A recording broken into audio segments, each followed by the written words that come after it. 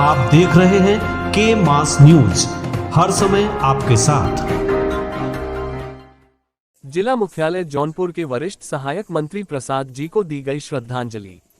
जौनपुर जिले के सलेमपुर गांव के मंत्री प्रसाद जी जिला मुख्यालय में वरिष्ठ सहायक पद पर कार्यरत थे, जिनका देहांत 10 अक्टूबर को कैंसर बीमारी के चलते इलाज के दौरान मौत हो गई।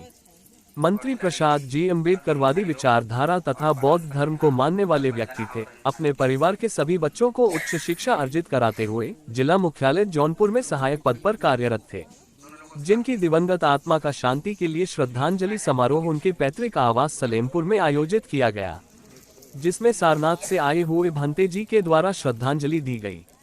श्रद्धांजलि समारोह के माध्यम से आसपास के गांव के तथा जिले से आए हुए लोगों को थाईलैंड से मंगाए हुए चीवर वितरित भंते जी ने भेंटकर श्रद्धांजलि समारोह का समापन किया।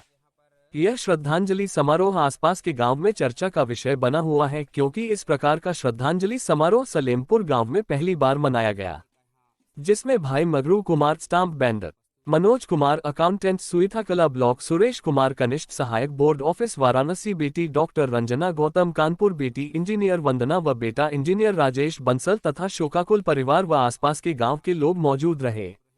सब ब्यूरो चीफ संजय कुमार गौतम की रिपोर्ट। इसमें स्मृति शेष श्रद्धेय मंत्री प्रसाद जी का यहाँ श्रद्धा सुमन अर्पण करने के लिए यहाँ सभी लोग उपस्थित हुए और हम लोगों को सारनाथ से बुलाया गया। शांति पाठ परित्राण पाठ के क्रम में जो इंसानियत और मानवता का जो संदेश है भगवान बुद्ध का, उसको लोगों में प्रचार प्रसार करने के लिए और ढोंग पाखंड आडंबर से दूर रहे लोग और मानवता, इंसानियत और समता, समानता, भाई बंधुत्व का, भाईचारा का जो संदेश भगवान बुद्ध ने दिया है, उसको लोगों तक पहुंचाना देना ये पूर्वांचल के सभी जिलों में लगभग रहता है। और आप लोग ऐसा प्रोग्राम कितना कर चुके हैं? अब इसका कोई अनुमान नहीं है, लाखों हजारों में करोड़ों में भी हो सकता है, कितना कर चुके अनुमान नहीं है। श्रद्धांजलि समारोह के साथ साथ आप एक क्या संदेश देना चाहेंगे लोगों को? श्रद्धांजलि सभा के माध्यम से हम यह संदेश देना चाहते हैं कि हर एक मनुष्य के घर परिवार में ऐसी घटनाएं घटती हैं और प्रकृति का नियम है, कुदरत का कानून है, जो सबके साथ ऐसा होता है। सबको ढांढसा बंधाने के लिए आइए हम जहाँ पे प्रोग्राम था उनके घर वालों से कुछ लोगों से पूछना चाहते हैं कि ये कैसे प्रोग्राम है, क्या है आप उनके घर पे? ये मेरे फादर हैं, स्वर्गीय मंत्री प्रसाद जी। आपका नाम क्या है? डॉक्टर रंजना मेरा नाम है। हम लोग बुद्धिस्ट हैं, एक तरह से डॉक्टर अम्बेडकर और बुद्ध भगवान जी के थॉट्स को फॉलो करते हैं। और मतलब ये आप लोग के कैसे मन में या कैसे आपके जेहन में आया कि ये प्रोग्राम करना चाहिए? एजुकेशन के बाद हमें इतना तो पता चल गया कि हमें किसके थॉट को फॉलो करना है। ये अपना इंटरेस्ट भी है, एक तरह से कह सकते हैं, और हमें इंटरेस्ट उनका अच्छा लगा, उनके थॉट्स अच्छे लगे गौतम बुद्धा के, और रिलीजन से थोड़े हटके थे। एक तो कोई हमारा हम अब किसी अपने को खोते हैं और साथ में उसका दुख होता है, तो मुझे ये नहीं समझ में आ रहा था, बचपन से ही देखते जा रहे थे कि किसी अपने को खोने पे तरही करना, मतलब लोग एक तरह से बना रखे थे कि मस्ट है, नहीं करेंगे तो भी करना है, कभी प्रेशर में कर रहे हैं, कभी कोई इच्छा से कर रहा है। तो मेरे फादर का डेथ हुआ कैंसर से, और हम लोग, मेरे फादर की भी खुद की इच्छा थी कि उनका श्रद्धांजलि दिया जाए, ना कि तेरही वगैरह इस तरीके से मनाया जाए, और हमारे खुद के भी थॉट। ये जागृति ये आपके मन में कब से ये ऐसा प्रोग्राम हुआ?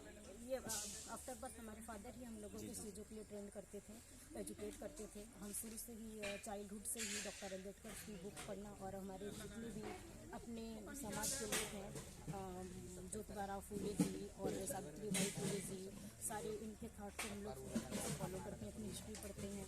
अशोक सम्राट जी और गौतम बुद्धा जी को हम लोगों ने शुरू से ही इनको पढ़ा और समझा, और हमें इसके थॉट को फॉलो करना है। ये अपना इंटरेस्ट भी है, एक तरह से कह सकते हैं, और हमें इंटरेस्ट उनका अच्छा लगा, उनके थॉट्स अच्छे लगे गौतम बुद्धा के, और रिलीजन से थोड़े हटके थे। एक तो कोई हमारा हम अब किसी अपने को खोते हैं और साथ में उसका दुख होता है, तो मुझे ये नहीं समझ में आ रहा था, बचपन से ही देखते जा रहे थे कि किसी अपने को खोने पे तरही करना, मतलब लोग एक तरह से बना रखे थे कि मस्ट है, नहीं करेंगे तो भी करना है, कभी प्रेशर में कर रहे हैं, कभी कोई इच्छा से कर रहा है। तो मेरे फादर का डेथ हुआ कैंसर से, और हम लोग, मेरे फादर की भी खुद की इच्छा थी कि उनका श्रद्धांजलि दिया जाए, ना कि तेरही वगैरह इस तरीके से मनाया जाए, और हमारे खुद के भी थॉट। ये जागृति ये आपके मन में कब से ये ऐसा प्रोग्राम हुआ? ये आफ्टर बर्थ हमारे फादर ही हम लोगों को चीज़ों के लिए ट्रेंड करते थे, एजुकेट करते थे। हम शुरू से ही चाइल्डहुड से ही डॉक्टर अम्बेडकर की बुक पढ़ना और हमारे जितने भी अपने समाज के लोग हैं, ज्योतिबा फूले जी और सावित्रीबाई फूले जी, सारे इनके थाट को हम लोग फॉलो करते हैं, अपनी हिस्ट्री पढ़ते हैं। अशोक सम्राट जी और गौतम बुद्धा जी को हम लोगों ने शुरू से ही इनको पढ़ा और समझा और इसको हम लोग अडॉप्ट कर लिए एक तरह से बुद्धिज्म को। तो क्या बौद्ध भगवान के ये कहे हुए रास्ते पे मतलब सारा जो प्रोग्राम आप लोग किया करते हैं तो बाबा साहब के या बौद्ध भगवान के विचारों से आप लोग यहाँ प्रोग्राम आगे किया करते हैं क्या? बिल्कुल बिल्कुल, हमने मैरिज भी की, वो भी बुद्धिज्म से ही किया। एक लास्ट सवाल आपसे करना चाहेंगे। आप कहीं ना कहीं एक महिला हैं और महिलाओं में कहीं ना कहीं एक थोड़ा सा पाखंड को लेकर के कुछ ज़्यादा ही देखा जाता है, क्योंकि पूजा पाठ महिलाएं ज़्यादा करती हैं। तो इस श्रद्धांजलि समारोह के माध्यम से आप महिलाओं को क्या एक संदेश देना चाहेंगे? मैं ये संदेश देना चाहती हूँ कि एजुकेट हों और एजुकेशन को एटलीस्ट अपनी हिस्ट्री जाने, क्या सच है उस पर विचार करें। और जैसे जैसे हम एजुकेट होते जा रहे हैं, क्या सही है क्या गलत है, अपने माइंड के हिसाब से अपने ब्रेन का इस्तेमाल करके जो हमने अब तक पढ़ा है, जैसे डॉक्टर अम्बेडकर जी ने पूरा जो उन्होंने कानून बनाया, संविधान लिखा है, वो ह्यूमन के मतलब चाहे वो किसी भी कास्ट की हो, सबके फेवर में लिखा है। उन्होंने ही एक राइट्स दिया जिसके बाद आज हम लोग एजुकेट हो रहे हैं और जॉब कर रहे हैं। इसके पहले फीमेल्स को पढ़ने का, जॉब करने का कोई राइट्स नहीं था जी। तो उसी को इसलिए हम लोग मतलब हम हमारे अकॉर्डिंग, वुमेन के अकॉर्डिंग, ना कि कास्ट के अकॉर्डिंग बेस्ट है। इसके पहले किसी और ने नहीं सोचा, किसी और रिलीजन में ऐसा कुछ नहीं दिया है कि जिसको हम फॉलो करें या हमारे हित के लिए हो।